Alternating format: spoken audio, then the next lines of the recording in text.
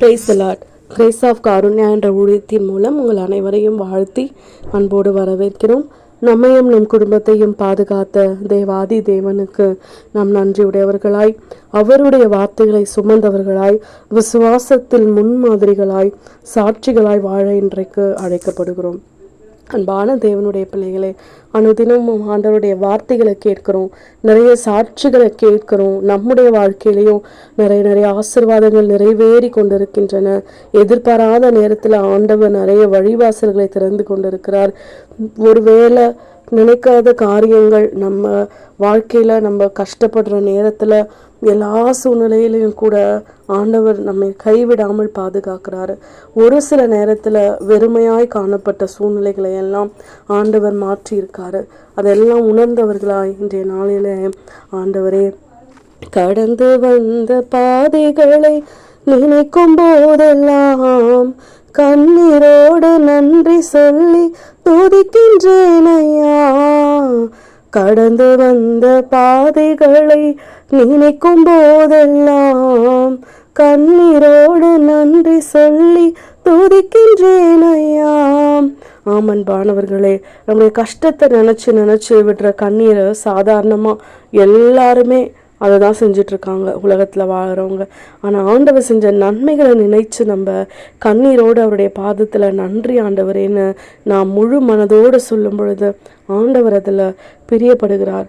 நம்முடைய துதியின் சத்தத்திற்கும் நம்முடைய ஆசீர்வாதமான கூப்பிடுதல்களுக்கும் எதிர்பார்ப்புகளுக்கும் ஆண்டவர் இன்றைக்கும் வழிவாசல்களை திறந்தவராய் காத்து கொண்டிருக்கிறாரு. நம் நிமித்தம் நம் வாழ்கிற குடும்பம் ஆசீர்வதிக்கப்படும். நாம் வசிக்கிற இடம், நாம் வசிக்கிற தெருக்கள், குடும்பத்தின் மத்தியில், வேலை செய்கிற மத்தியில் நம்ம தான் ஆசீர்வாதம். நம்முடைய வாழ்க்கை தான் எல்லாருக்கும் சாட்சியாக இருக்கணும்னு என்றைக்கு நம்முடைய மனம் ஏற்றுக்கொள்கிறதோ அப்போ ஆட்டோமேட்டிக்காக அவருடைய வார்த்தைகளுக்கு நம்ம கீழ்ப்படிவோம். அவருக்கு உகந்த வாழ்க்கை வாழணும்னு நினைப்போம். ஆவியின் கனிகளை சுமந்திருக்கணும்னு சொல்லி நினைப்போம். ஒரு வித்தியாசமாக நம்மளை பார்க்கும் பொழுதே அந்த ஒளியின் பிள்ளைகளை போல பிரகாசிக்கிற ஒரு முகம் நமக்கு காணப்படுங்க. எல்லாருக்கும் முன்னாடி எல்லாருக்கும் நடக்கிற போல கஷ்டங்கள் நமக்கு வர்றது போல தான் இருக்கும். ஆனாலும் அதிலிருந்து ஆண்டவர் விடுவிக்கிற அந்த விதம் இருக்குது பார்த்தீங்களா, அது ஒரு மாற்றமாய் எல்லாருக்கும் உங்களுக்கு இது எப்படிங்க நடந்ததுன்னு கேட்கிற அளவுக்கு ஆண்டவர் நம்மை உயர்த்தி வைத்திருக்கிறார். நம்மை உயர்த்தி அழகு பார்க்கிறார். இன்றைக்கும் அவருடைய கரத்தை நாம் இறுக பிடித்து கொள்ளுவோம். ஆண்டவரே, நீங்கள் என் கூட வாங்க, உங்கள் கூட நான் பேசணும், உங்கள் அருகில் நான் அமரணும்னு சொல்லி நம்ம கேட்போமா? அருகில் நான் அமர்ந்த என் கதையை சொல்ல வேணும். அருகில் நான் அமர்ந்த என் கதையை சொல்ல வேணும். எப்போதும் நான் இருப்பேன் என்று சொல்ல நீ வேணும். எப்போதும் நான் இருப்பேன் என்று சொல்ல நீ வேணும். என்னோட இயேசுவே கொஞ்ச நேரம் பேசுமே, ஆசையாயிருக்குதையா. என்னோட இயேசுவே கொஞ்ச நேரம் பேசுமே, ஆசையாயிருக்குதையா.